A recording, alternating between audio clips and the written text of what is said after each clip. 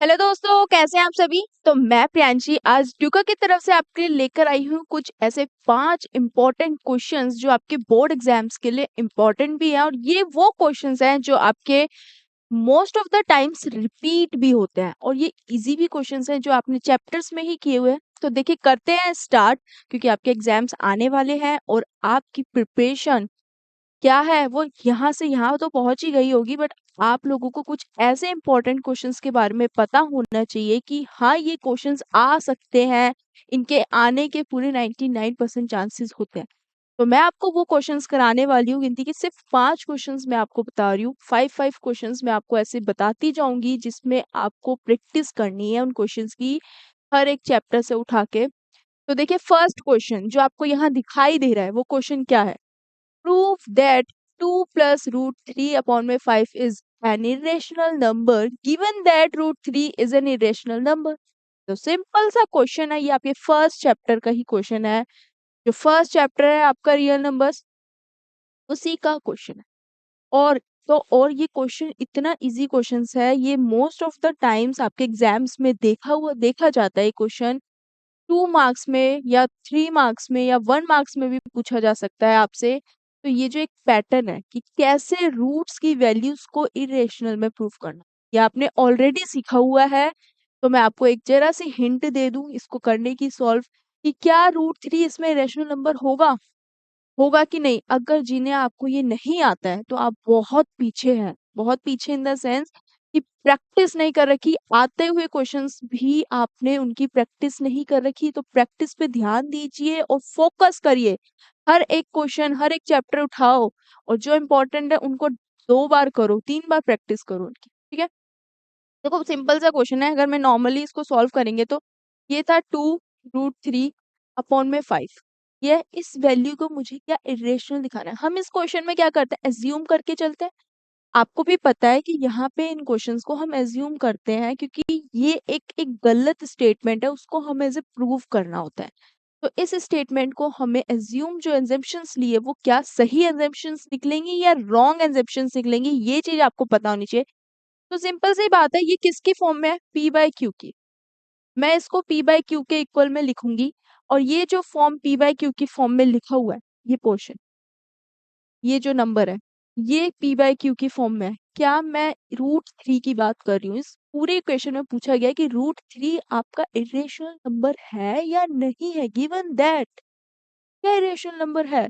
ये होगा क्योंकि हम यहाँ पे एज्यूम करेंगे और एग्जेप्शन हमारी सही निकलेगी। कैसे निकलेगी देखो, √3 चाहिए ना, ये 5 इधर अगर मैं इसको क्रॉस मल्टीप्लाई करती हूँ तो यहाँ पे आपके पास Q 2 प्लस √3, दूसरी साइड देखोगे तो 5P, यही होगा। मुझे √3 चाहिए, सिर्फ Q यहाँ पे आ सकता है, 2 प्लस √3, यहाँ पे आपके पास 5P और ये मल्टीप्लाई इधर डाके डिवाइड, 2 यहाँ पे ले आओ माइनस में।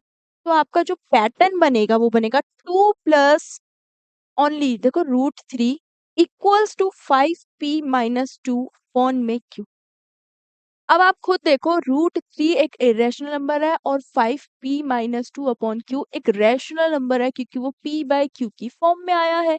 तो सिंपल सी बात है ना, आप यहाँ पे लिख सकते हो कि √3 आपका इरेशनल नंबर है, ये इस चीज को शो कर रहा है।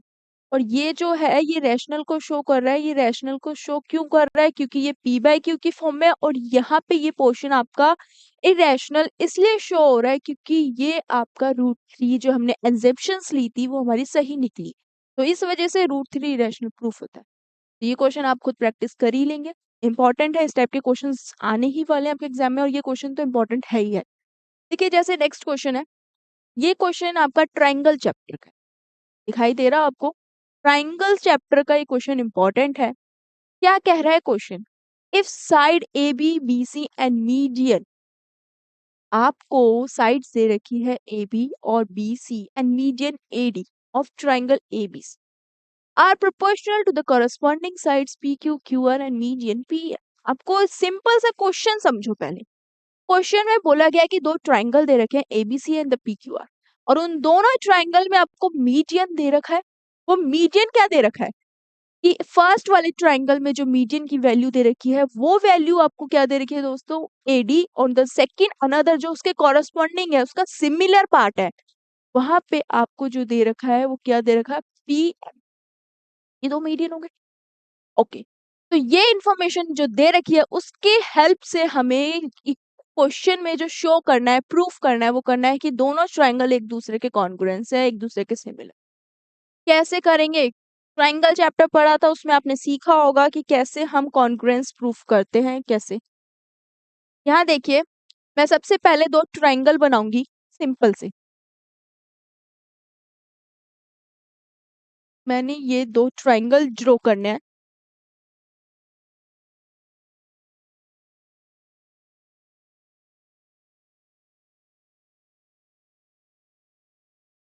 ओके, ये जो दो ट्राइंगल मैंने ड्रॉ करे हैं इनमें मैं बना दूंगी मीडियन।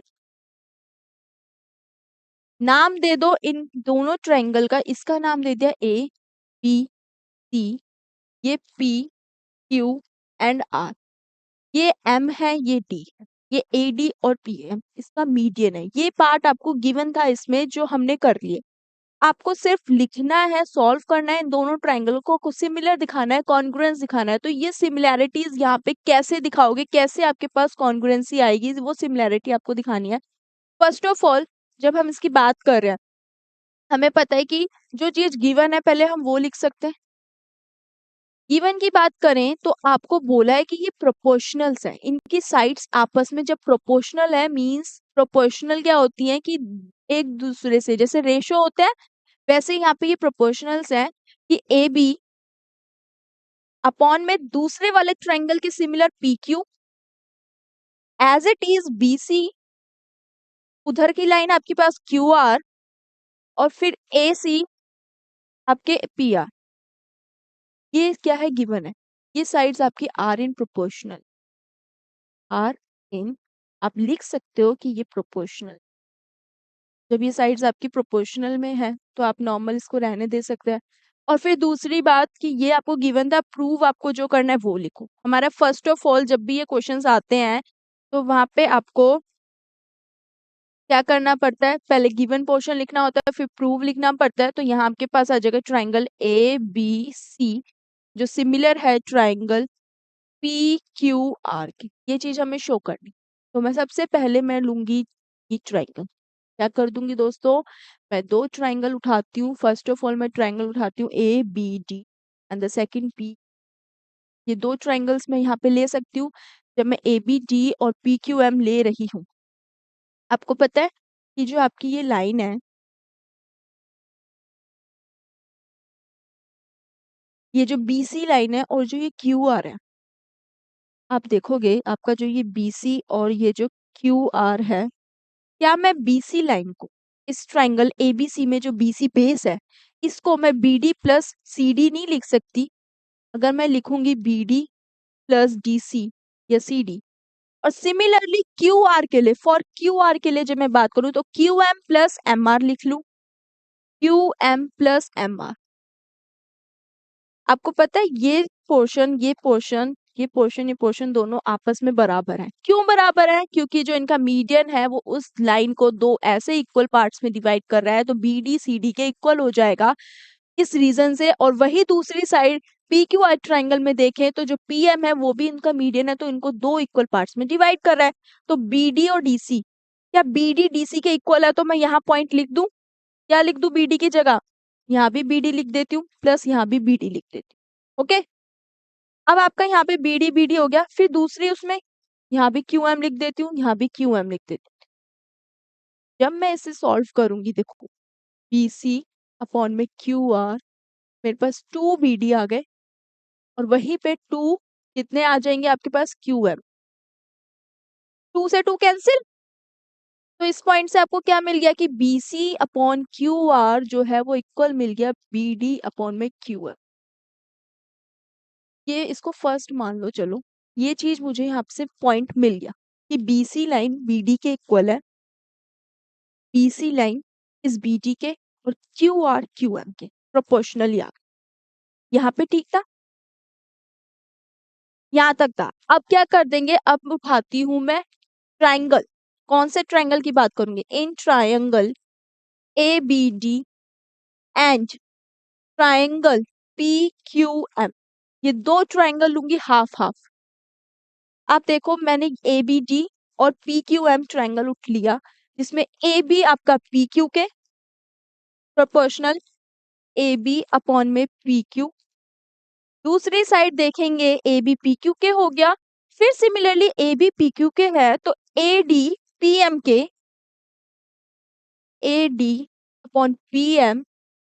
और आप नेक्स्ट देखोगे कि जो बचा आपके पास क्या है, ये बी डी क्यू एम के, यहाँ से देखो क्यू एम, तो ये तीनों साइड्स ही आ रही है। साइड साइड साइड्स, तो क्या मैं इन्हें कॉन्करेंस प्रूफ नहीं कर सकती? मैं कर सकती हूँ। ये सिमिलैरिटीज यहाँ पे आपको दिख जाएगी, तो आप यहाँ लिख लोगे कि triangle A B D similar है ट्राइंगल पी क्यू एम के, कौन से क्राइटेरिया से? By side side side. आपके साइड साइड साइड क्राइटेरिया की हेल्प से मैं इन्हें कॉन्ग्रुएंस शो करा सकती हूँ। ये चीज आपकी यहाँ पे कॉन्ग्रुएंस प्रूव्ड हो गई। यहाँ पे कॉन्ग्रुएंस। अब ये देखिए, क्या मैं यहाँ पे एंगल बी और एंगल सी को, दोनों एंगल्स को क्या इक्वल नहीं शो करा सकती? करा सकती। जब साइड्स इक्वल हैं तो एंगल इक्वल हो जाएंगे ऑटोमेटिकली। तो एंगल बी इक्वल हो जाएगा, किसके इक्वल हो जाएगा? पी क्यू, एंगल क्यू के। यहाँ पे आप रीजन भी लिख सकते हो, अगर आपको कोई रीजन लिखना है सीपीसीटी से भी कर सकते हो, ठीक है। अब पर आपको क्वेश्चन में ये चीज प्रूफ नहीं करनी थी, हमें दोनों पूरे के पूरे ट्रायंगल्स को दिखाना है। मैंने तो अभी सिर्फ ए बी डी और पी क्यू एम को शो करा है। अब मैं ट्रायंगल ए बी सी और पी क्यू आर लेके चलती हूँ। तो इस पॉइंट में आप देखोगे in triangle A B C and triangle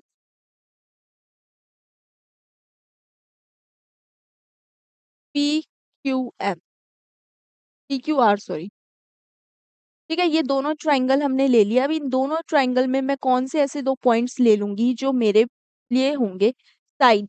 देखो, एक तो ये एंगल हमें मिल ही जाएगा ऑलरेडी। दूसरी बात कि अब मैं यहाँ पे साइड लूंगी क्या? ए बी पी क्यू के और बी सी क्यू आर के।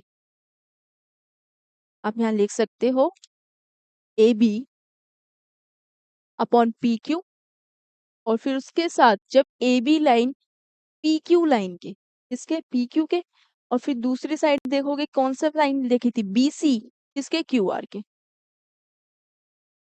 तो ये हो गया। और दूसरे आपने एंगल बी और एंगल क्यू ले लिए, ये साइड है ये एंगल है, तो यहाँ लिख सकते हो triangle A B C similar है ट्राइंगल पी क्यू आर के बाय रीजन। बताओ, अब यहाँ पे दोस्तों देखो रीजन की बात हो रही है तो साइड एंगल साइड हो जाएगा, बाय साइड एंगल साइड से हम इसे प्रूव कर सकते हैं। आपका जो सिमिलर दिखा रहा था क्वेश्चन में वो आपका यहाँ पे हैंस प्रूव्ड हो गया। क्वेश्चन इजी था, इंपॉर्टेंट भी है, तो प्लीज ध्यान से देखना, अच्छे से प्रैक्टिस करना। आगे और नेक्स्ट क्वेश्चन देखते हैं। अब आपको क्वेश्चन यहाँ दिखाई दे रहा है, क्या दिखाई दे रहा है? 2 people आर 16 किलोमीटर अपार्ट। क्या बोला गया है? देखो क्वेश्चन ध्यान से समझना। ये जो क्वेश्चन आपके पास ये जो आया है, ये क्वेश्चन आपका बेसिकली ये क्वाड्रेटिक इक्वेशन का ही पार्ट है, ये पॉलिनोमियल्स का ही क्वेश्चन है, वर्ड प्रॉब्लम बेस्ड क्वेश्चन। ये है ना आपका इक्वेशन बनेगी, वर्ड प्रॉब्लम बेस्ड क्वेश्चन है ये। वर्ड प्रॉब्लम बेस्ड क्वेश्चन ये 6 मार्क्स में भी पूछा जा सकता है, आपसे 4 मार्क्स में भी आ सकता है, even case study based question आता है उसमें भी पूछ सकते हैं। Now 2 people are 16 kilometre apart on straight road. Question ध्यान से देखिए, एनसीईआरटी बेस्ड क्वेश्चन है आपका। They start walking at the same time. दो लोग हैं जो क्या है, एक दूसरे के किनारे पे खड़े हुए हैं। मान लो एक दूसरे के अपोजिट अपार्ट खड़े हैं एक स्ट्रेट रोड पर। बोला क्या गया है? दे start walking at the same time, दोनों ही एक ही समय पर स्टार्ट करते हैं चलना। If they walk towards each other, अगर वो वॉक कर रहे हैं एक दूसरे की तरफ, वो भी डिफरेंट स्पीड से, वो भी दोनों की स्पीड जो है डिफरेंट है, बट वो दोनों आपस में जब आके मिलते हैं वो 2 घंटे में मिलते हैं। They will meet in 2 hours में मिलते हैं। Had they walked in the same direction with same speed. अब आगे क्या बोला है कि वो अब दूसरी इक्वेशन दे दी। ये फर्स्ट पार्ट यहाँ तक था। अब दोबारा अब सिचुएशन चेंज कर दी है। पहले सिचुएशन थी कि अगर एक बंदा, क्वेश्चन समझो फर्स्ट सिचुएशन को, मान लो ये बंदा है, एक बंदा यहाँ है, एक बंदा यहाँ है, ठीक है। ये 2 पर्सन है, ये जो 2 पर्सन है, ये दोनों पर्सन एक यहाँ से स्टार्ट करता है और एक यहाँ से। इन दोनों का जो डिस्टेंस है वो आपको 16 किलोमीटर दे रखा है टोटल।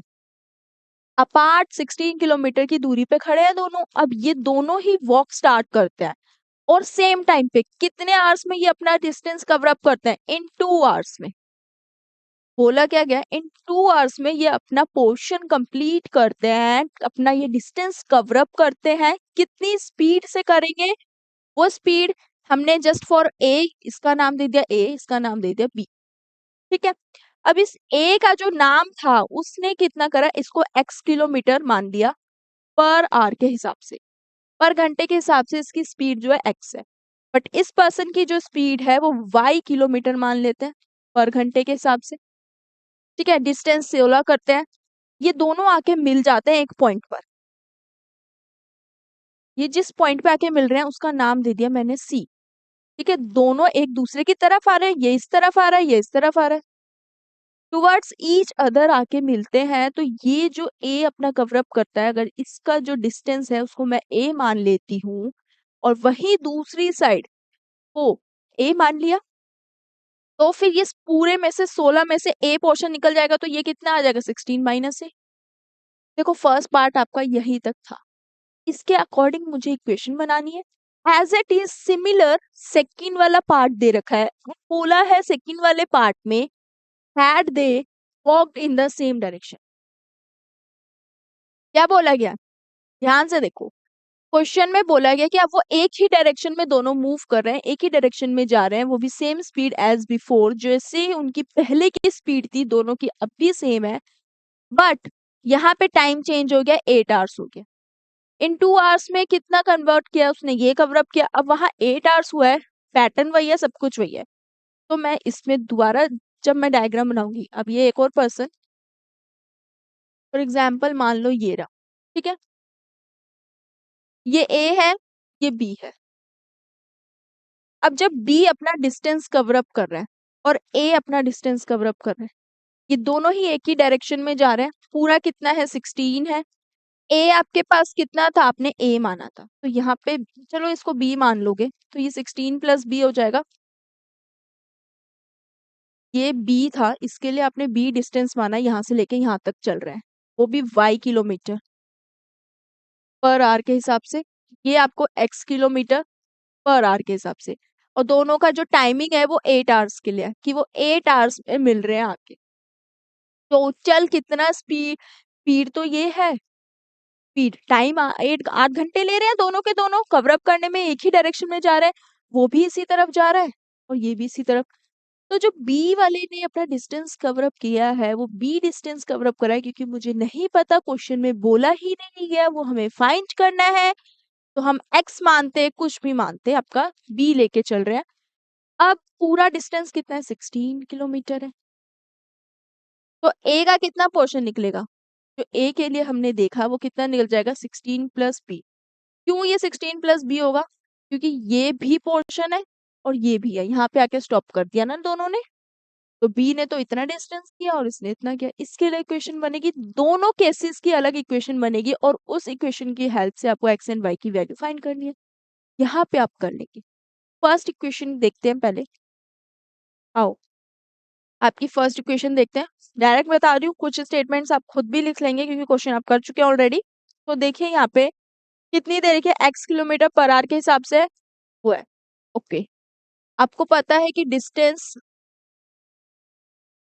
डिस्टेंस जो होता है वो क्या होता है? Speed into time. क्योंकि स्पीड का फॉर्मूला होता है डिस्टेंस अपॉन टाइम, तो ये हमने इधर डेरिवेट कर दिया। डिस्टेंस आपको जस्ट फॉर फर्स्ट केस, ये फर्स्ट केस देख रहे हैं हम, फर्स्ट केस के अंदर कितना आ जाएगा डिस्टेंस आपके पास? आप खुद देखो आपके पास जो डिस्टेंस आ रहा है वो कितना है।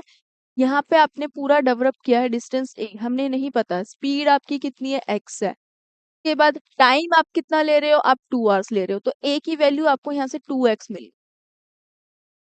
फर्स्ट थिंग ये हो गया, ये ए के लिए किया है फॉर ए। अब फॉर बी के लिए देखोगे तो b ने जो डिस्टेंस लिया है वो उसने लिया है 16 प्लस b, के बाद y उसका था और 2rc ले रहा है। तो यहाँ पे b a की वैल्यू कितनी आ रही है अपने, तो यहाँ 16 प्लस a था, 16 माइनस a था, ठीक है। a कितना है 2x, 16 minus 2x equals to y equals to 2। ये मल्टीप्लाई करके कितना आ गया 2y, तो 16 2y प्लस 2x, यहाँ से 2 कॉमन ले लोगे, कितना आ जाएगा y प्लस एक्स। तो y प्लस एक्स की वैल्यू आपको यहाँ से मिल गई, कितनी वैल्यू आ जाएगी y plus x equals to कितना 16 डिवाइड बाई 2 कैंसिल कर दोगे 8। देखो y प्लस एक्स 8, ये आपके पास फर्स्ट इक्वेशन आ गई, ये आपकी फर्स्ट इक्वेशन मिल गई फर्स्ट केस से। सिमिलरली अब आपको सेकंड केस बनाना है। देखो अब हम इस वाले अकॉर्डिंग सेकंड केस बनाते हैं, तो सेकंड केस यहाँ पे भी सेम वैसे ही बनेगा। डिस्टेंस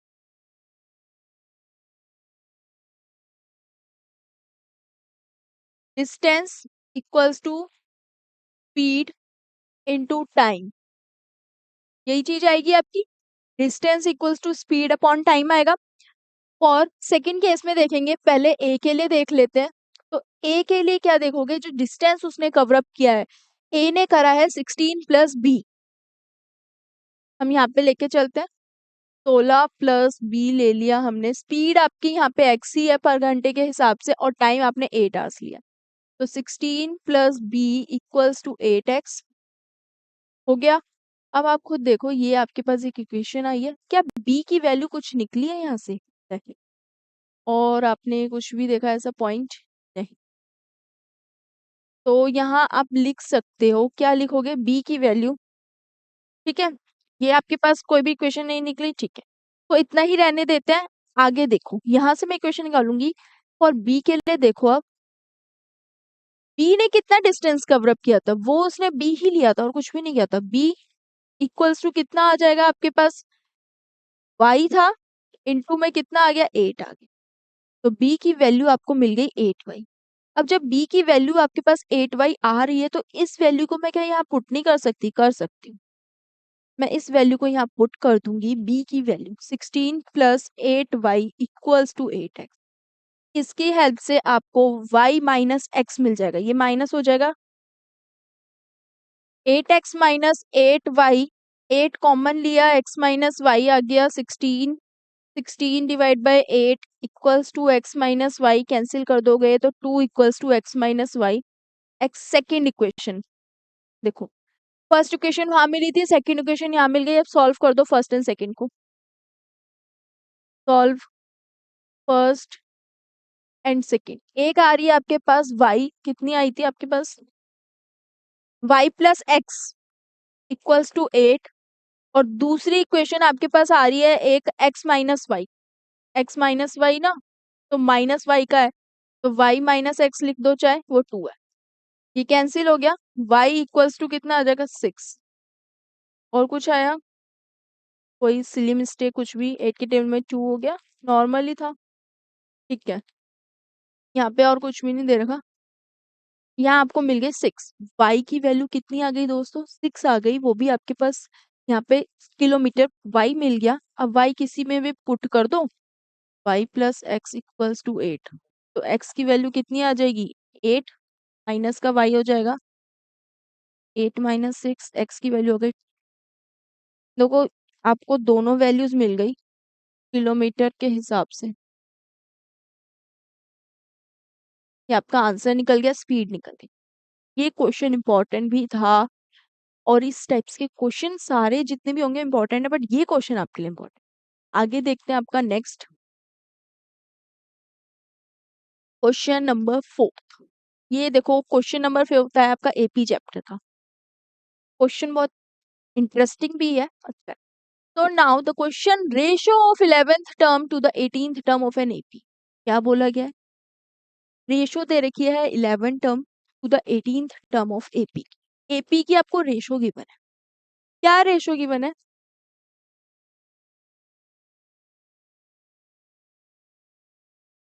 क्या देखिए आपको बोला गया है कि 11th टर्म से लेकर 18th टर्म की जो एपी की रेशो दे रखी है वो 2/3 दे रखी है, यही दे रखी है। अब देखिए रेशो दे रखी है आपको 11th टर्म की और 18th टर्म की, तो A11 और A18 कितनी दे रखी है रेशो आपको? 2:3 ये दे रखी है।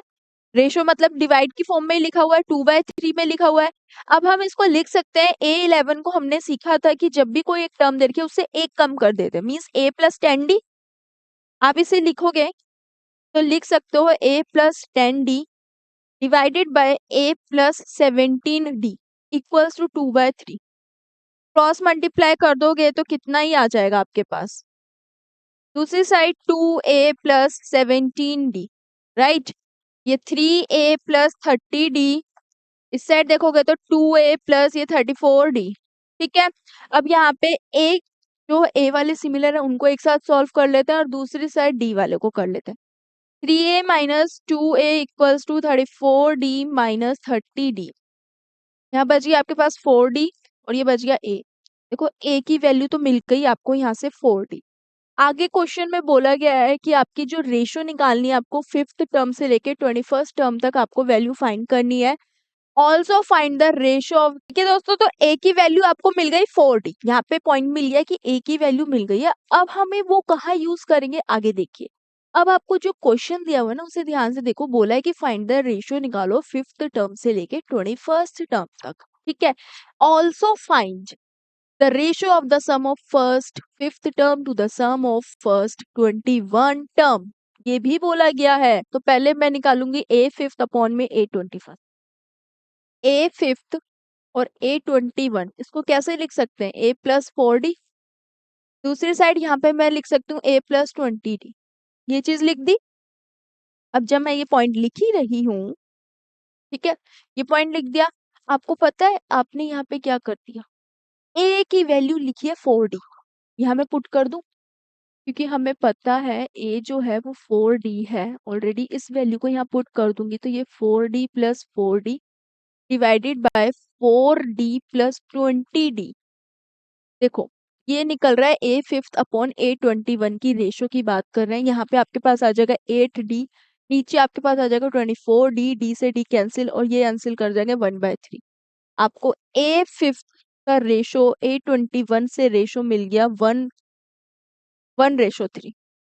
ये भी फाइंड हो गया। क्वेश्चन में बोला गया था कि A5 निकालो A21 निकालो, उन दोनों का रेशो फाइंड करो जो हमने फाइंड कर। आगे क्वेश्चन में बोला है कि इनका सम भी निकालना है। क्या बोला गया? इन दोनों टर्म का हमें सम भी फाइंड करना है। तो एसएन का फॉर्मूला क्या होता है? आपका एसएन का फॉर्मूला क्या होता है? Sum of numbers, number of terms निकालना होता है, तो वो फॉर्मूला होता है n/2 2a plus n-1d, right. ये फॉर्मूला यहाँ यूज करके चलेंगे। Okay. लगा देते हैं S5 के लिए और वही सेम S21 के लिए। तो n/2 मतलब कि 5/2, 2a, फिर यहाँ पे प्लस n माइनस मतलब 5 माइनस 1d, राइट। फिर यहाँ पे 21 divided by 2, 2a plus 21 minus 1d। ये फॉर्मूला हो गया जो यहाँ यूज कर लोगे। 2 से 2 कैंसिल कर देती हूँ मैं डायरेक्ट ही, क्या वैल्यू मिल जाएगी? अंदर बच गया 5, 2a प्लस 4d, नीचे डिनोमिनेटर में वैल्यू आ रही है आपके पास 21 2a प्लस 20d, ये वैल्यू आ गई। अब आप ऊपर से भी 2 कॉमन ले सकते हो और नीचे से भी 2 कॉमन ले सकते हो। तो 5 यहाँ से 2 कॉमन लिया, अंदर बचिया a प्लस 2d, राइट। दूसरी साइड यहाँ से मैं 21 है, यहाँ से 2 कॉमन ले लूंगी तो यहाँ वैल्यू बच जाएगी a प्लस कितना आ जाएगा 10d। अब देखो 2 से 2 कैंसिल कर दिया, हो गया कैंसिल। नेक्स्ट स्टेप, इसी के आगे मैं कंटिन्यू कर रही हूँ। यहाँ पे नेक्स्ट स्टेप देखोगे तो ठीक है, जस्ट यहाँ पे हम कॉमन करेंगे तो इसका जो नेक्स्ट स्टेप बनेगा वो क्या आ रहा है आपके पास? 5 अपॉन में 21। आपको पता है ए की वैल्यू, आपको पता है क्वेश्चन में 4d हमने फाइंड करी है, तो मैं क्या यहाँ पुट नहीं कर सकती? मैं कर सकती हूँ, डायरेक्ट मैंने पुट करा। सिमिलरली यहाँ पे भी 4d प्लस 10d। ओके, तो 5/21 मल्टीप्लाई में 6d अपॉन में 14d हो गया। ये काट देते हैं 3 के टेबल में, 2 बार में, 7 बार में, 2 के टेबल में 7 बार में, तो 5 d से d कैंसिल हो गया, नीचे आपके पास आ गया 49। आपका आंसर फाइंड आउट हो गया। क्या फाइंड हो गया? आपने जो S5 का रेशो निकालना था S21 से, वो निकल गया 5:49। देखो सारी वैल्यूज फाइंड हो गई। इजी था क्वेश्चन, कुछ भी इसमें लगा टिपिकल नहीं, बहुत इजी क्वेश्चन था ये क्वेश्चन आपका। नेक्स्ट आगे देखते हैं क्वेश्चन 5th। मैंने आपको बोला था कि मैं 5 आपको ऐसे इंपॉर्टेंट क्वेश्चंस बताऊंगी जो आपके एग्जाम पॉइंट ऑफ व्यू से बहुत ज्यादा इंपॉर्टेंट है। ठीक है, now the question number 5th। ये क्वेश्चन जो दिखाई दे रहा है आपको क्वाड्रेटिक इक्वेशन का, क्वेश्चन में भी लिखा हुआ है quadratic equation. If -4 is a root of the equation, अगर -4 इस इक्वेशन का रूट है, ठीक है, तो आपको पहले तो k की वैल्यू फाइंड करनी है, वो भी क्वाड्रेटिक इक्वेशन से। के बाद बोला गया है कि एक इक्वेशन दी है, वो 0 के बराबर है, उसके ना इक्वल रूट्स है। देखो मैंने आपको जब चैप्टर पढ़ाया था तो उस चैप्टर में मैंने आपको बताया था कि 3 तरीके के रूट्स होते हैं। फर्स्ट ऑफ ऑल, या तो इक्वल होंगे तो इट मीन 0, रियल रूट्स होंगे जो ग्रेटर देन होंगे, और लेस देन में क्या होगा, जो 1 से उससे छोटे होंगे, तो वहां पे क्या हो जाता है आपके पास, इमेजिनरी होते हैं, जहां पे हमें क्या कहते हैं, अनरियल रूट्स जिन्हें बोलते हैं। तो यहाँ इक्वल रूट्स की बात हो रही है, तो ये ऑब्वियसली वो 0 के बराबर होगा। बट क्या 0 के बराबर होगा? किसकी वैल्यू 0 के इक्वल होगी? b² - 4ac। बट पहले हमें जो क्वेश्चन में दिया है उसकी वैल्यू फाइंड करते हैं। देखो बोला गया है कि इक्वेशन दे रखी है x² + 2x + 4p = 0। ठीक है, आपको ये इक्वेशन दे रखी है x², ये क्वाड्रेटिक इक्वेशन दी है, इसमें हमें p की वैल्यू क्या बोला गया है, p की वैल्यू फाइंड करनी है, इसका रूट है -4। तो जब मैं -4 यहाँ पुट करूं, यहाँ पे x है, तो मुझे 4p मतलब कि p की वैल्यू मिल जाएगी। यहाँ से कितना आ जाएगा, 16 ± -8, 4p = 0। 4p as it is रहेगा, यहाँ पे आपके पास 8 + 4p = कितना आ जाएगा, 0, यहाँ माइनस का 8, p की वैल्यू मिल गई -8 अपॉन कैंसिल करके -2।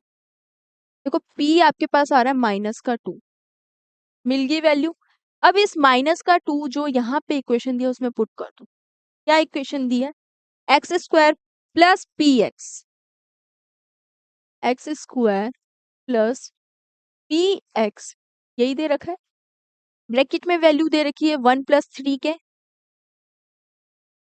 ब्रैकेट में वैल्यू है 1 + 3 के बाद आपको दे रखी है वैल्यू, नेक्स्ट बोला है आगे 7 ब्रैकेट में 3 + 2 के, +7 3 + 2 = 0। इक्वल रूट्स की बात हो रही है। क्या बात हो रही है दोस्तों, इक्वल रूट्स की जब बात हो रही है, यहाँ पे मैं p पहले तो -2 पुट कर देती हूँ। x² जब मैं -2 पुट करूंगी तो कितना हो जाएगा आपके पास, अब खुद देखो, -2 p की जगह प्लस माइनस माइनस -2, 2x 1 + 3 के, और कुछ नहीं दे रखा, 7 p + 2 के। अब आप खुद देखो यहाँ पर a मैं फाइंड करूं, ये x को अगर मैं इस इक्वेशन को ऐसे लिखूं, 2 1 + 3 के, फिर मैं x लगाऊं, क्योंकि ये प्रॉपर फॉर्म होती है क्वाड्रेटिक इक्वेशन की, तो 7 3 + 2 के क्या होती है quadratic form, ax² + bx + c = यही होती है, यही फॉर्म होती है। तो नाउ अब क्या कर देना है नेक्स्ट स्टेप में,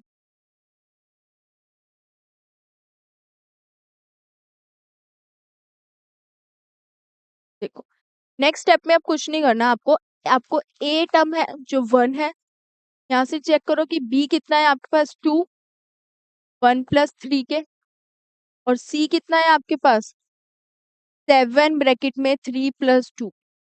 ये चीज आ गई यहाँ पे। नाउ आपको पता है इक्वल रूट्स के लिए b² - 4ac = 0 for equal roots, क्योंकि जब हम इक्वल रूट्स की बात कर रहे हैं तो इक्वल रूट्स के लिए हम यही टर्म लेके चलेंगे जो आपको करनी है, राइट। तो इस टर्म की बात कर रहे हैं, b की वैल्यू कितनी है वो पुट कर दो, 2 1 + 3 के, इस पूरे का होल स्क्वायर माइनस 4 मल्टीप्लाई 1, सी आपके पास है 7 ब्रैकेट में 3 प्लस 2। अभी इस इक्वेशन को सॉल्व करो और यहाँ से k की वैल्यू फाइंड करो। ठीक, 2 का स्क्वायर कर दोगे 4 हो गया। इधर ब्रैकेट में फॉर्मूला लगा सकते हैं 1 प्लस 3k का होल स्क्वायर। मल्टीप्लाई में लिखती हूँ तो 1 का स्क्वायर 1 ही रहेगा, प्लस 3k का स्क्वायर कर दोगे तो 9k स्क्वायर, फिर 2 3 जा 6 होता है तो ये प्लस 6k, माइनस है 4 1 जा 4 ही रहेगा आपका। यहाँ पे कितना आ जाएगा 21 प्लस 7 2 जा 14k इक्वल्स टू 0। आगे इसमें से अब आप देखोगे तो मैं 4 यहाँ से भी और यहाँ से भी दोनों जगह से 4 कॉमन ले सकती हूँ, तो मैं कॉमन ले लेती हूँ। मैं 4 को बाहर कॉमन ले लेती हूँ, अंदर लगा देती हूँ ब्रैकेट। कितनी वैल्यू बचेगी यहाँ 9k square plus 6k, 9k square plus 6k। दूसरा देखोगे 4 कॉमन ले लिया 9k square plus 6k। Okay, ये कॉमन ले लिया, माइनस था आपके पास, यहाँ से 4 कॉमन ले लिया, ब्रैकेट में क्या वैल्यू बच गई 21 plus 14k, 21 plus 14k equals to 0। ये 4 मल्टीप्लाई इधर आके डिवाइड 0 से तो कितना बन जाएगा 0 हो गई, इसकी वैल्यू तो कुछ बच ही नहीं रहा। जब इसके पास कोई वैल्यू बच नहीं रही आपके पास, अब यहाँ पे बच गया आपके पास लास्ट में 9k square plus 6k minus 21 minus plus minus, क्योंकि ब्रैकेट ओपन करा है तो साइन का ध्यान दो, ये गड़बड़ मत करना, सिली सिली सी मिस्टेक्स बिल्कुल भी, क्योंकि एक जरा सी मिस्टेक आपका पूरे क्वेश्चन के सॉल्यूशन को गलत कर दी और आपका आंसर भी गलत, फिर बैठे रहना, नंबर्स भी नहीं आने के फिर ऐसे आपके। तो 9k स्क्वायर आपके ये कितना दे रखा है 9k स्क्वायर, 6k था, 6 में से ये 14 चल जाएगा तो 8 बच गया आपके पास, वो भी माइनस का 8k, फिर माइनस को 21 इक्वल्स टू 0। आपकी लास्ट में एक इक्वेशन आ गई। यहाँ से k की वैल्यू कैसे निकलेगी, बाय फैक्टराइजेशन मेथड। कौन से मेथड से आप ये निकाल सकते हो, बाय फैक्टराइजेशन मेथड से आप निकाल सकते हो, और तो कुछ नहीं दे रखा, 7 3 21 था। अब आप यहाँ पे करोगे 9 और तो जब आप इसको कॉमन करने लगोगे कोई आपकी और वैल्यू नहीं, अच्छा यहाँ पे 1 भी था, 1 भी है, 1 कैसे हम भूल सकते हैं, 1 भी है ना यहाँ प्लस में, देखो यहाँ पे 1 भी है प्लस में, तो इधर 1 प्लस में है ऑलरेडी, तो ये कितना हो जाएगा आपके पास 20 आ जाएगा। कितना आ जाएगा 20 ये बन गया आपके पास 20। अब लो कॉमन 180 आएगा, एलसीएम लोगे 180 का तो आपके पास 90 ये हो जाएगा 45, 5 के टेबल में 9, 3 3 3 1 कैंसिल। आपको क्या लेके आना है 8 लेकर आना है, सिंपल है, कैसे लेकर आ जाओगे 5 2 जा 10, 3 3 जा 9, 9 2 जा 18, 18 में से माइनस कर दो 10 तो 8 आ जाएगा। ये हेल्प से आप ले सकते हो पॉइंट।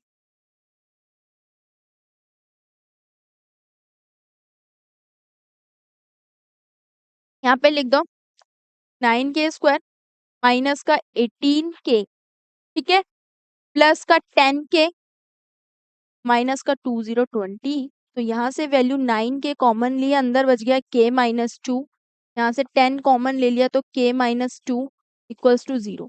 एक वैल्यू मिल गई k माइनस 2, दूसरा फैक्टर मिल जाएगा 9k प्लस का 10। अब आपको पता है ये वैल्यू तो आपकी पॉसिबल होगी नहीं क्योंकि नेगेटिव में आ जाएगी, तो basically k minus 2 equals to 0, तो k की वैल्यू मिल गई 2, जो हमें चाहिए था वो आंसर हमारे पास क्या हो गया फाइंड आउट हो गया। k की वैल्यू कितनी आ गई दोस्तों 2।